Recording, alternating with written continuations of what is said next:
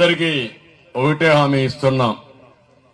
రాష్ట్రంలో ఉండే కులస్తులందరికీ నేను ఇచ్చే హామీ, మిమ్మల్ని రాజకీయంగా పైకి తీసుకొస్తా, ఆర్థికంగా పైకి తీసుకొస్తా, సామాజికంగా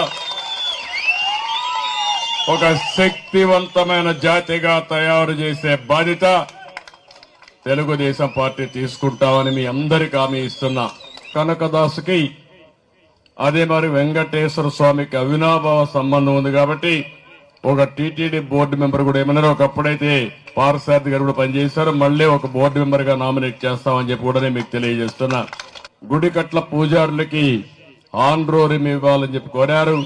తప్పకుండా ఆన్రోరియం ప్రారంభంతో 5,000 రూపాయలతో ప్రారంభించి పెంచుకుంటూ పోతాం. ఎక్కడైతే అవసరమైంది ఇక్కడంతా కూడా కనకదాసు విగ్రహాల్ని ప్రోత్సహించాలి.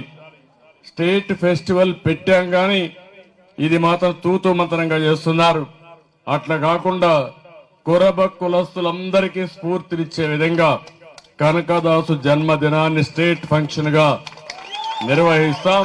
ఇంకో పక్కన రాజకీయంగా నేను ఇంత మునిపే చెప్పాను, రాజకీయంగా నేను ఒకటే ఆలోచిస్తున్నా, ఎంతమంది గెలుస్తారో, ఎక్కడెక్కడ గెలుస్తారో డైరెక్ట్ ఎలక్షన్ లో గెలిచేది ఇక్కడ సీట్లు ఇస్తాం.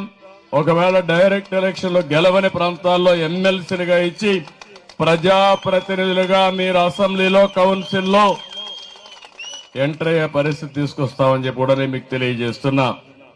ఇవే